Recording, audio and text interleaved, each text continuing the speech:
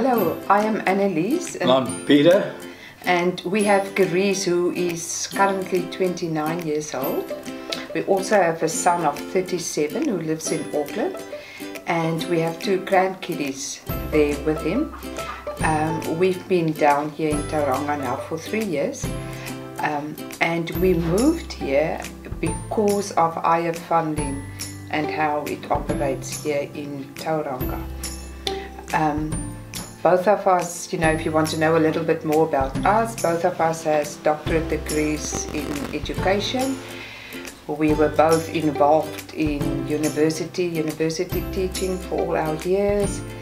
So when we decided to retire, we left Auckland and came to Tauranga, and then the first little while we were busy with basically establishing on the Carise here in Tauranga and finding all sorts of activities and so on.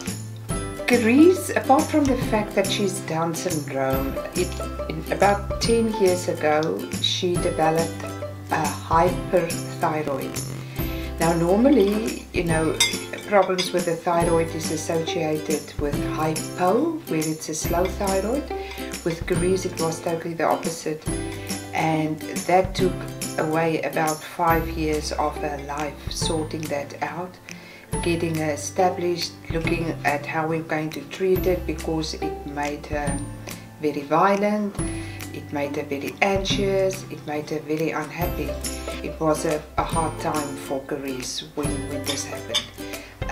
Now that the thyroid is sorted, she's on medication for it, and she's her happy little self back to what it was.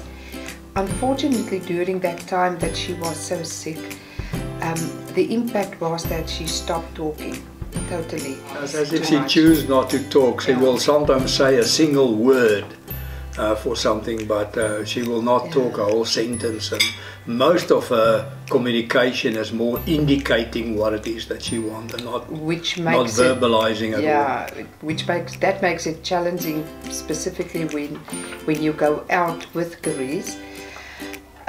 Other people don't understand her, so we have to be interpreting her gestures and her needs all the time to other people.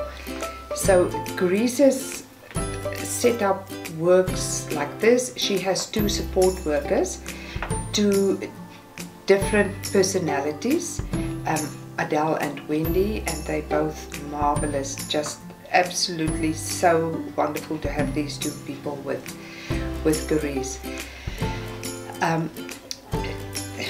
They were the first 2 that we interviewed and appointed, and they've been with us all the time. The whole time. Since now, since then, yeah. And yes, so with Adele, because she's a special needs teacher, she's doing a lot of the creative things with Carise. And Adele also fosters friendships for Carise. She has introduced Carise to Jessica and Brooke, and many of Carise's activities during the days she's with Adele either includes Jessica or Brooke. And that's so good to see the friendship between them, or the 3 of them. Neither Brookie or Carise speaks a lot, but they feed off one another, laughing and having fun, and it's really good to see them together. It's the first time actually that Carise has friends since she's on individualized funders. With Wendy has a different role. In the afternoons she would go to the library with Wendy. She loves sitting, having her books and going through the books and reading, and often Wendy will come home with a book that she bought for Carise. There's lots of books in Carise's room. Or Wendy will take her to the gym. Wendy is also the one that has to take Carise for a lot of walks, because of course Carise needs to get more exercise. Shopping. She's the one that takes Carise out to Countdown. So that's the role that Wendy has, is these types of life skills that she's teaching Carise.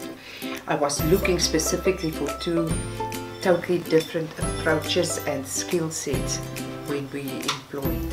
Okay. Having Adele and Wendy through the IF funding quite changed our lives, you know, because we were really the main people, having had to do everything for Carise and with Carise. All the time, you know, 24/7, 365 days of the year. Yeah, but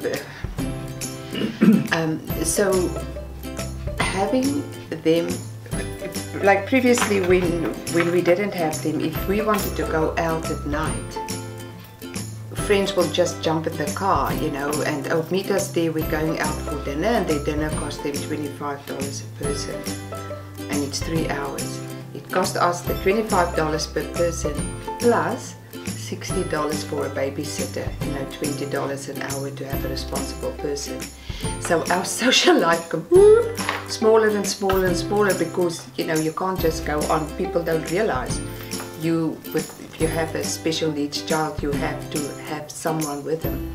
With IF, I can get Wendy or Carise to come and spend the evening with Carise, Wendy or Adele, and they can be here with her, they can do things together, they can watch a movie together, have fun together, while we go out and just have exactly the same expenditures as our friends have.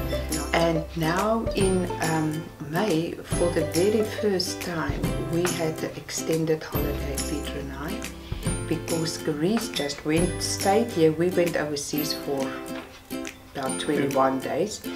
Carise stayed in the house. She went on with a daily program with Adele and Wendy, and Wendy stayed over at night here with Carise, and that is a big thing that individualized funding did for us.